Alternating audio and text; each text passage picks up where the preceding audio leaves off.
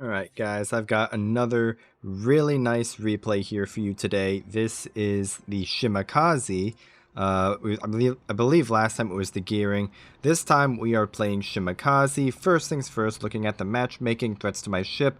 Aquila, I believe is how that's meant to be said. Kearsarge is another CV bastard child. The Smolensk and the Venezia can be nasty if I get spotted by something in front of them. There's the Talon radar, the Sherman and Smolensk for destroyers. No submarines is really nice. And we are going to kick this one off by heading pretty much straight towards A. Right here at the start, when I'm looking at this matchmaking, the single biggest threat to me is going to be this Smolensk, and I would really want to know where that Smolensk is before I commit to hard playing for A, because the last thing that I want is to be stuck bow in front of a Smolensk, or a Sherman for that matter, but the Sherman at very least doesn't have radar, and I do outspot it by a fairly big margin. It's like 900 meters spotting that I have on the Sherman, whereas I only have 500 meters on the Smolensk, but the Smolensk obviously gets radar because reasons. Anyway, right now all I'm looking for is this Yorktown going to be able to spot something for me, and what I'm really looking for is which destroyer it spots, if any. And in this case, we get very, very lucky because it is in fact going to be the Sherman over here, and that means it's obviously not the Smolensk. Now, the Smolensk could still end up over here. He could technically have spawned over here in the middle and decide to come to A, but more likely than not, that Smolensk is going to be mirroring the spawn of our Khabarovsk, so that Smolensk is more likely than not going to be over here on C. So I feel a lot more comfortable playing for A right here. And this Sherman, I'm not sure why he decides to start laying his smoke there. There's nothing around that can spot for him. And there's really not much over here from the farm. I mean, I guess there's the Baltimore who's playing Island Cockroach. And the Donskoy who's kiting. But the Vermont, the Baltimore, and Zeton, I think, are pretty far away for him. But, you know, to each their own. I do end up launching some torpedoes off in that direction to see what I can hit. Spoiler alert, these torpedoes are not going to hit anything. I believe that Sherman is running his hydro, because if he's going to just lay his smoke for no reason, he'll pop his hydro for no reason. So Yorktown does lay a smoke here for us, so we're going to just take a few cheeky shots at that Sherman, see if we can get any damage on him. But with that Talon radar down and that Sherman out of smoke, that does mean that I'm going to fairly safely be able to step into A and stall that. And really what my goal is right here is when this Sherman was spotted right here, he was full speeding towards that little nook right there. And that, in combination with the way he's played so far, which is laying a smokescreen in the middle of nowhere, and then speeding out of it, that tells me that this Sherman is more likely than not not exactly the smartest player. So I am fully expecting that this Sherman is just going to be sitting in this little nook right there, just herpa-derping away. So we do launch some torpedoes out for that, to try and catch this guy out. In the meantime, not really a whole lot happening. There's some drama going down there at sea that I'm not really that concerned about because I'm obviously at A. But the Talon, the Drake, Hipper, Massachusetts, Kearsarge, all of these guys are hard kiting away. So what this is telling me is that I want to try and get this Sherman dealt with as fast as I can. And the problem is that I can't really do a whole lot about him to kill him quickly, aside from straight up dev striking him with torps, which obviously didn't happen right there. Because when I look at the map here, Both of these Baltimores are behind the island. The Vermont and Donskoy are not going to have shots on this little nook right there because of where they are. If you kind of try and visualize a line, you can kind of see it getting blocked off by that rock there, and of course that Sherman is most likely going to be hugging that pretty hard. So right now the Sherman does smoke up again. I'm really not sure as to why. He's not farming anything, at least not right now. He's going to start shooting fairly soon at this Seton. Yep, there he goes. But right now, I'm honestly pretty confident that this guy's hydro is down because he probably burnt it on his first smoke, so it is going to be on cooldown by now. So we do get spotted by the planes. We're going to take a little bit of chip damage from this Sherman, but I'm not too worried about it. We do manage to go dark pretty soon, and yeah. If you saw where that Sherman was in his smoke, and there he goes. And that, boys and girls, is why you don't smoke up in front of Shimas. Well, don't smoke up broadside in front of Shimas, rather. Really, I'm not even going to go into too much detail on this, but this is not how you play Sherman, for one thing. So as far as sitting broadside in front of Shimas, you obviously shouldn't be broadside in general, but you shouldn't be broadside, especially pinned up against an island like that. So that's all I'm going to say about that. Right now, what I'm looking at is the Smallland ended up trading with, I think, the Marco Polo, which I am very much okay with. That Venezia is going to go down. This Drake is pretty low, and he has carrier balance coming in to grief him. So this carrier should be able to finish off this Drake no problem. What I'm looking at right now is possibly trying to push up here and get a torpedo shot on this Massachusetts or this Kearsarge. But the problem with both of these shots is that both of these guys are hard kiting away. This Kearsarge has a lot of damage for me, but he is out of range, and he's not going to be in range because he's kiting back towards the carrier. So right here, what I'm looking at is this Talon is actually my best torpedo shot because I can launch torpedoes for this Talon and still have them roughly in the line of that Massachusetts.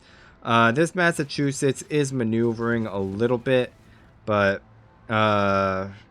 if he turns out a little bit, he still could run the risk of eating some of those torpedoes. And I kind of launch the third set maybe at the Kearsarge. We'll see what happens. But right here, this is a very pivotal moment right here because I am actually going to turn around all the way, and I'm going to head straight into, not straight into B, straight towards A, going around A, and then into B around this island here. And the reason I'm doing that is because this Talon could have turned in.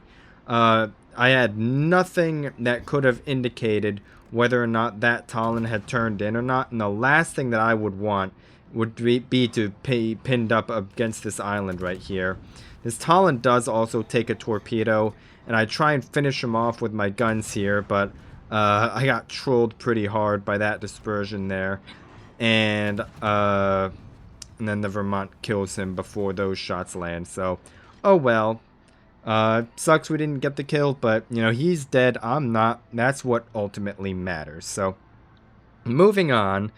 A is pretty much secure right here. The Kearsarge, the Aquila, the Massachusetts, all of these guys are kiting away super, super hard. So, A is basically secure. It's no danger whatsoever of being taken pretty much for the rest of this game. They have no destroyers left. They're only cruisers on the opposite end of the map, and everything else they had is hard kiting away. So what I'm looking at now is I want to step into B.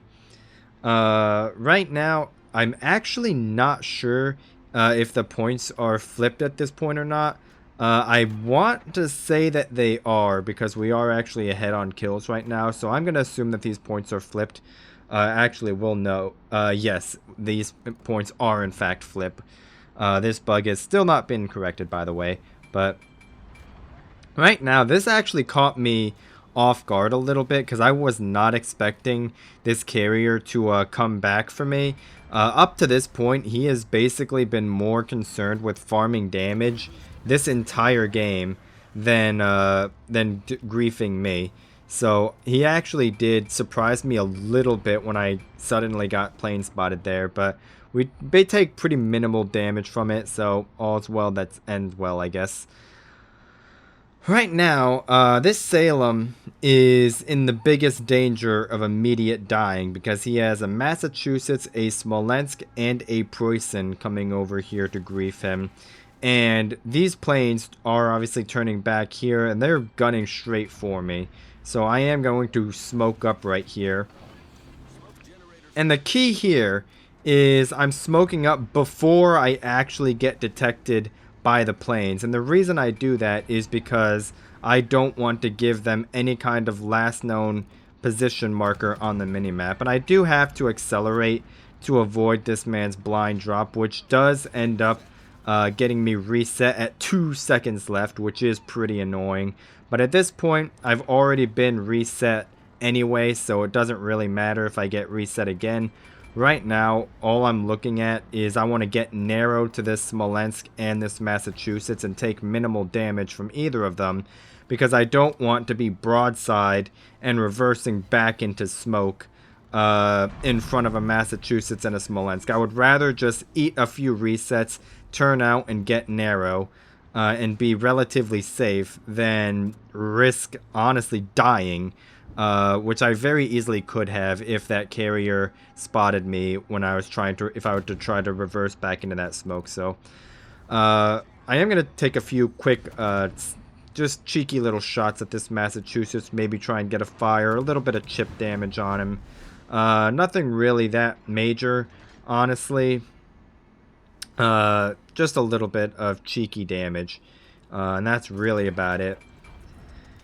And right here, his carrier is coming back, and these are his armor-piercing rockets, so I am just going to try and be narrow. This is something that you want to try and do when you're trying to dodge planes. Is the general rule of thumb is rocket planes, you want them to be striking you from directly ahead or directly behind you. So that way you're presenting the narrowest possible target to his rockets. With dive bombers, you want to be the exact opposite. You want to be flat broadside, and you want those bombers to be coming in straight from either side. So that way his little circular eclipse reticle, whatever, is only covering the narrowest possible part of your ship right around here, and then there's a bunch of open space on either side that he could end up dropping bombs into the ocean instead of into you. So you want to be broadside to dive bombers, narrow for rockets, and then obviously you want to be narrow for torpedoes as well. Right here, I did want to smoke up a little bit and try and farm this Massachusetts a little bit. I thought these planes would have kept him spotted, but it was not to be. He is about to round this corner and punch our Salem in the teeth because Lamau overmatched Go Burr. Boom, boom, yep, that happened. I'm honestly surprised that wasn't a dev strike. I think it was like just barely underneath the HP threshold that it needed to be to have been a dev strike, but right now, this Massachusetts is not in a good position. He has a Conqueror and a Donskoy coming up behind him, and he has Yorktown bombers coming in to grief him. So he is not going to be able to sit on this island forever unless he just straight up wants to kill himself. He is going to have to accelerate So that's what those torpedoes are. And right here, this is something I want to really draw your attention to, is I did get momentarily spotted by those planes, but as soon as those planes left my anti-air range, I immediately turned off my AA. And the reason I did that is because if I had left my AA on and this guy was turning around, I would be broadcasting exactly what I was doing this entire time while he was lining up his drop. As soon as those planes leave your air detection, you want to turn off your AA, and that is going to deny the carrier from getting a solid target solution on you. Obviously, if you're getting like radared, you're getting spotted by something else anyway, then that's not going to matter. But in a situation like this where there's nothing else that would spot me, as soon as I get spotted, I chip away a little bit at him with my anti-aircraft guns. But then once his planes leave my air detection range, turn off my AA and just deny that carrier player having any kind of solid targeting solution on me. So right here, this is just the end of the game. I'm going to speed things up a little bit right here. I am going to try and get one last base cap and maybe a little bit of damage on that carrier, but it's not going to happen. The game's going to end. And that is going to be the end of this game. And what I think this particular game really highlights, aside from just a quick and dirty summary on dealing with carriers, it kind of shows targeting solution, or target selection rather, a little bit of reading players, and just really Torpedo Boat 101, looking for the best possible targets for your torpedoes, or the highest value targets, like in the case of the Forrest Sherman. Why I would target that Talon instead of the kiting Kearsarge or Massachusetts, and then with the Massachusetts later and the Smolensk that were pretty much right next to each other, I did manage to dev strike one of them because they were being forced to angle towards my Salem and therefore were broadside to these torpedoes. So that has been a really nice little game. I really hope you enjoyed it, and I hope you learned something from it. Nice little carry here, 2.5k base is always fun. 100% of the health off of that Sherman, by the way. One torpedo did almost 22,000 damage to the Talon, and we also dev strike the Smolensk with 2 torpedoes as well, because Shima Torps do not fuck around. So on that note, that is going to be it for today, so I will see you tomorrow.